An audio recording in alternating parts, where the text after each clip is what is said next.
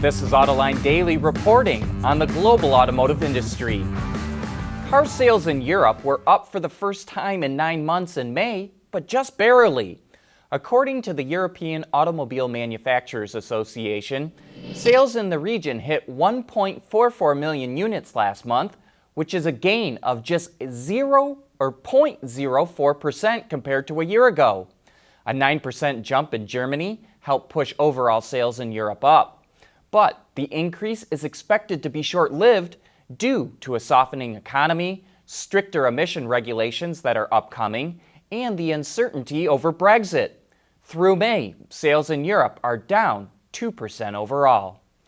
And speaking of sales in Europe, diesel sales in the region took a hit after the VW scandal, and while sales continue to decline, the rate is slowing. According to LMC Automotive, diesel sales from January to May are down 355,000 units compared to the same time last year. A significant drop, but the rate is slower than last year. And in Germany, diesel sales are actually up. In 2015, diesels made up over 50% of the market, but now are a third of the overall market in Europe. One of the cool features of Tesla's Model X is that the driver's door will pop open as the driver approaches the car. Now the supplier Kiekert is offering this feature to any automaker who wants to use it. The door opening can be triggered a number of different ways, including a smartwatch or any wearable, or even by gesture or voice control. Inside the door, Kiekert has a motor and gears to open the door, and the driver can select when to close the door by simply touching a screen on the console. As automakers continue to look for ways to differentiate their cars from competitors, this is a feature that a lot of customers would find very convenient to have.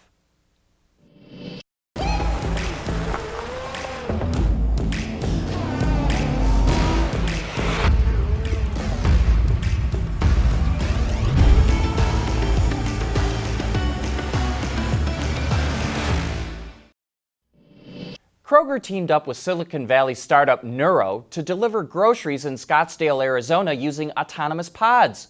And soon, they'll be delivering pizzas in Texas. Dominos has partnered up with Nuro to run a pilot program in Houston. There's not a lot of information, but Nuro says this is the next step in its journey to become the autonomous delivery partner of choice for retailers of all kinds.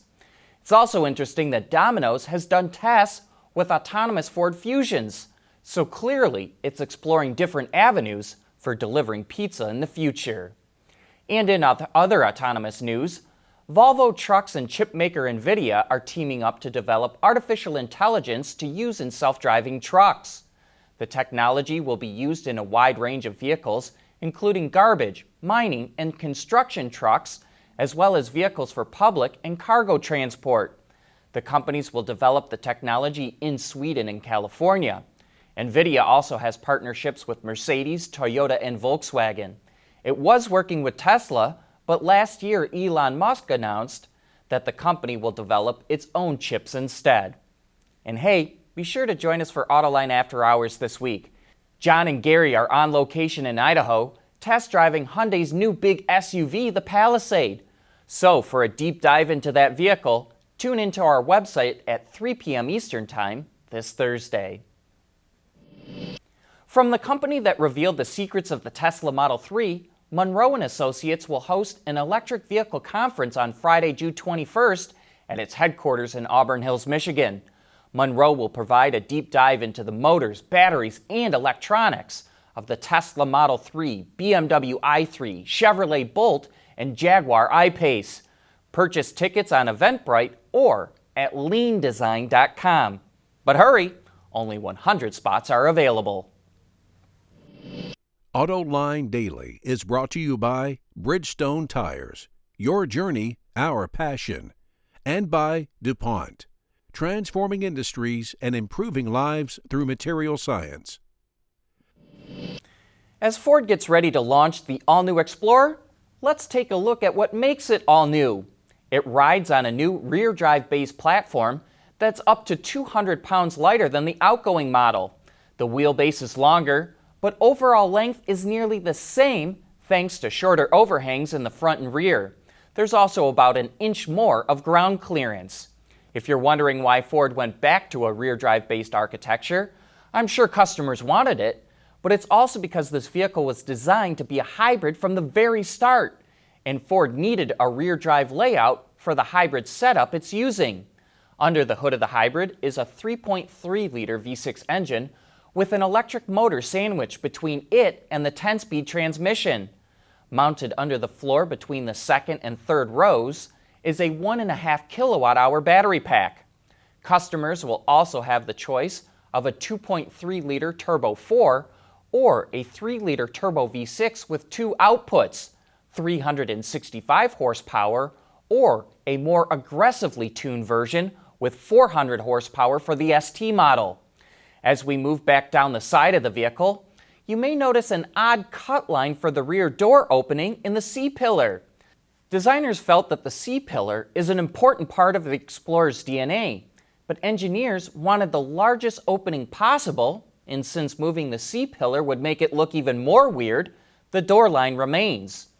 At the rear, the power liftgate is now standard on all trims, which leads into a more spacious interior.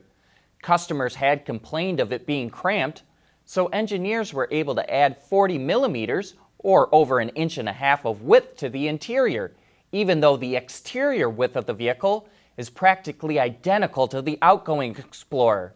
There's 3 rows of seats with a fold-flat option of the back row. 2 captain's chairs are now standard for the second row. A bench used to be standard, but more customers opted for the captain's chairs, so there's now a small upcharge for the bench. Also note the large foot pads to step on to get in and out of the third row or reach something on the roof. There's no small patch of carpet between the seat and pad on purpose. It's hard to clean and always gets ruined. And here's a nod to all the parents. Those funky looking cup holders in the rear doors are shaped that way to fit juice boxes as well as traditional cups. Back at the front, the driver has the option for a 12.3-inch digital instrument cluster and a 10.1-inch display screen. The standard center display is 8 inches, which is double the size of the old base screen. And we'll have our driving impressions for the all-new Explorer in an upcoming show. But that wraps up today's show. Thanks for watching. We'll see you again tomorrow.